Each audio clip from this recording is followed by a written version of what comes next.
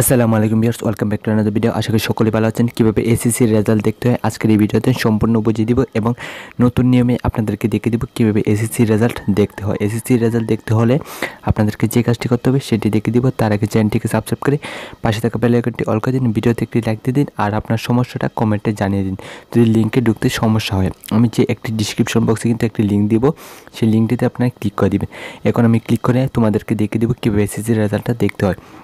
লিঙ্কটাতে click করার পর আগে একটি কথা বলে নিই, যেহেতু এসএসসি রেজাল্টের দিন আপনারা কিন্তু অনেকেই রেজাল্ট দেখবে, সেই জন্য অবশ্যই এই সাইটটি একটু সমস্যা করতে পারে, সেই জন্য একটু লেট করে ওপেন হবে। এরকম ওপেন হওয়ার পর আপনারা দেখতে পারবেন এখানে এক্সাম, যে ফার্স্টে দেখতে পাচ্ছেন এক্সাম, এখানে ক্লিক করার পর সিলেক্ট ওয়ান, এখানে ক্লিক করার পর আপনাদের কিন্তু ওয়ান করতে হবে। মানে আপনি জেসি বা এসএসসি, যেহেতু আমি এসএসসি বলতেছি সেই জন্য এসএসসি দাখিল বা ভোকেশনাল হলে সেটা সেট করে দেবে। আমি এসএসসি দাখিল সেট করে দিলাম। এটা সেট করে দেওয়ার পর তোমাদেরকে অন্য একটা সিলেক্ট করতে হবে। তারপর সেকেন্ডটা দেখতে পাচ্ছেন কত সালে পরীক্ষা দিছো সেটা অবশ্যই সিলেক্ট করতে হবে বা রেজাল্ট দেখার জন্য। 23 দিলে 23, 22, 21, এখন তো সেটি গেছে। এখন সামনে যেটি আসবে 24, 25, 26, 27, 28, 29, এগুলো তোমরা দিয়ে দিবা। যে সালে পরীক্ষা দিছো অবশ্যই সেটা দিতে হবে। তারপরে তোমাদের বোর্ডটা সিলেক্ট করতে হবে।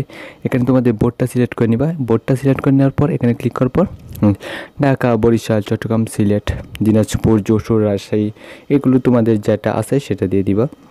যেহেতু আমি ঢাকা, সেই জন্য আমি অবশ্যই ঢাকা দিয়ে দিব। যে ঢাকা সিলেক্ট করে দেওয়ার পর তোমরা কী করবা, যে আমি ঢাকা সিলেক্ট করে দিলাম, আর তোমাদের বোর্ডটা তুমি সিলেক্ট করে, তারপর রোল নাম্বার ও রেজিস্ট্রেশন নাম্বার অবশ্যই দিতে হবে। তারপরে এখানে দেখতে পাচ্ছি এটা যোগ করে যত হয় অত দিয়ে দিবা, যেহেতু 14 হয় সেই জন্য আমি 14 দিয়ে দিলাম। তারপরে সাবমিটে ক্লিক করার সাথে সাথে কিন্তু তোমাদের রেজাল্টটা চলে আসবে। এভাবে কিন্তু খুব সহজেই তোমরা রেজাল্ট দেখে নিতে পারো এসএসসি। সবাই ভালো থাকবে, সুস্থ থাকবে, আল্লাহ হাফেজ।